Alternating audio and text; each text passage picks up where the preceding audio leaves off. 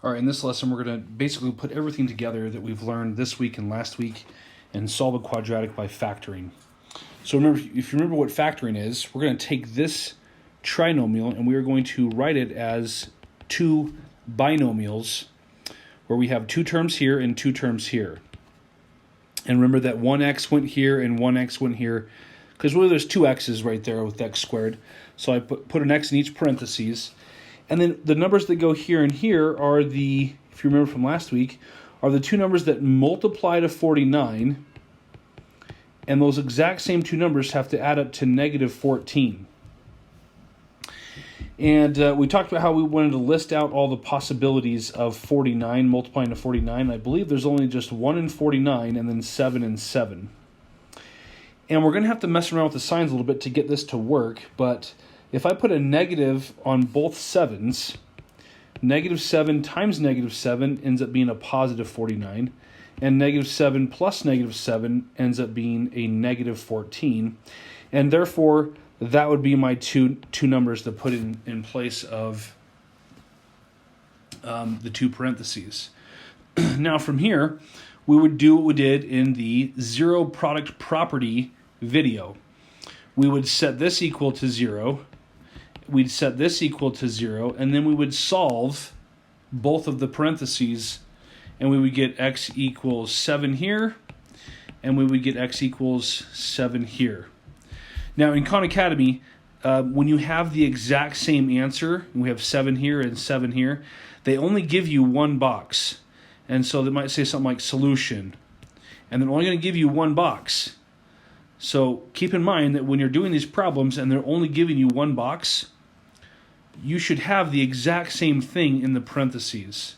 When there's two different answers, this is what Khan Academy is doing. They're saying the smaller x and the larger x, and then they have two different boxes. Well, if they have two different boxes, you know the answers are going to be two different numbers. If they give you one box, like they do here, they're only going to give you one answer.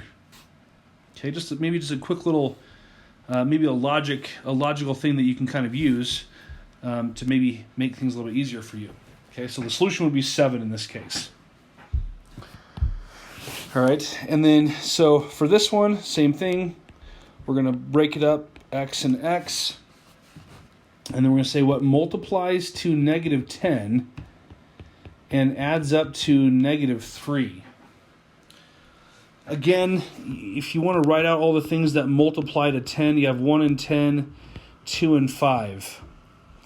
Okay, and we need to add up to a negative 3. So we're going to have to mess with signs again. And in order to get a negative 10, one of these numbers has to be negative. And we have to make sure that whatever number we put the negative on, that we get a negative 3. And so if I put a 5 here and a 2 here, 5 here and a 2 here, if I put a negative right here on the 5, I have negative 5 plus 2, which in fact is negative 3. And if you made a mistake here and put the negative on the 2, hopefully you would kind of double check yourself before you actually went to putting these numbers here, is that this right here doesn't work. 5 plus negative 2 is positive 3. We need a negative 3, so therefore I would have known that that is not where my negative goes, and the negative goes here. So we have minus 5 and plus 2. You get 5 for this answer, and you get negative 2 for this answer. And that's that problem there. Okay, let's keep going. What if I were to give you this one? All right, we need to multiply to negative 18, the last number, multiply to the last number, and add up to the middle number. Made a mistake there. There we go.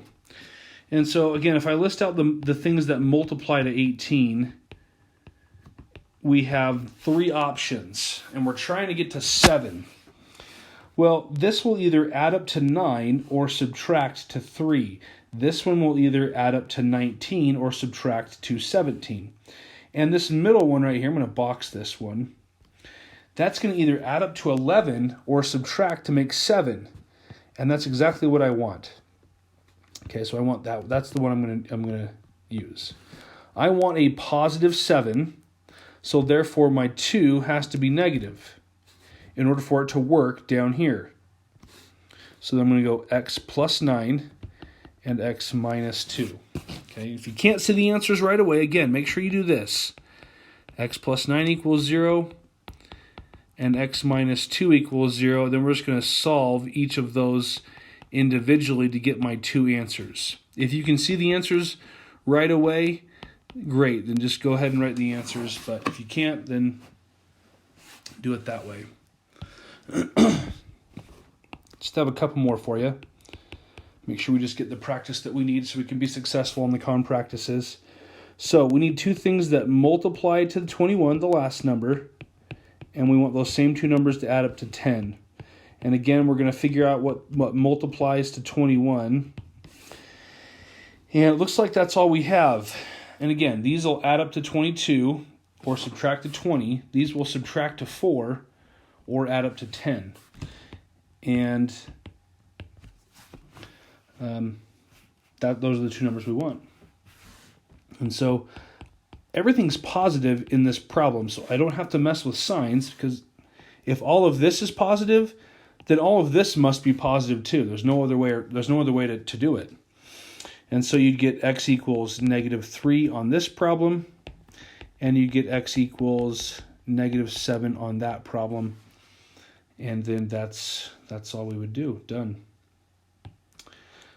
Okay, I want to do this one because I feel like this might trick some students, but let's take a look at this one.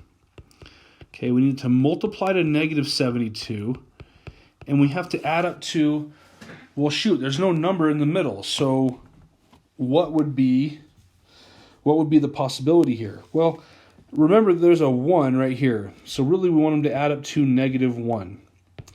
And so we're gonna write all the multiples of 72, and there's quite a few for 72. Let me see if I can get them all. 3 and 24, 6 and 12. Let's see if I can get my calculator out here and get some more. 9 and 8, and let's see, we have 4. If we're gonna try to put them in order, 4 and 18. I think that's all of them. If I forgot some, let me know in the comments below, and I'll give you a big high five next time I see you.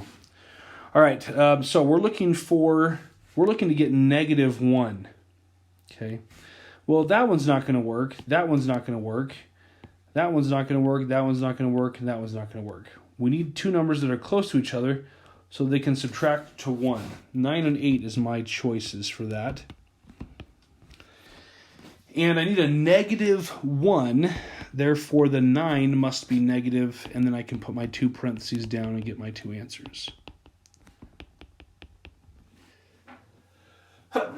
Excuse me. Sorry about that. And so my 2 answers are going to be x equals 9 from that parentheses, and x equals negative 8 from that parentheses. And that's it. Hope you guys do well on the con practices.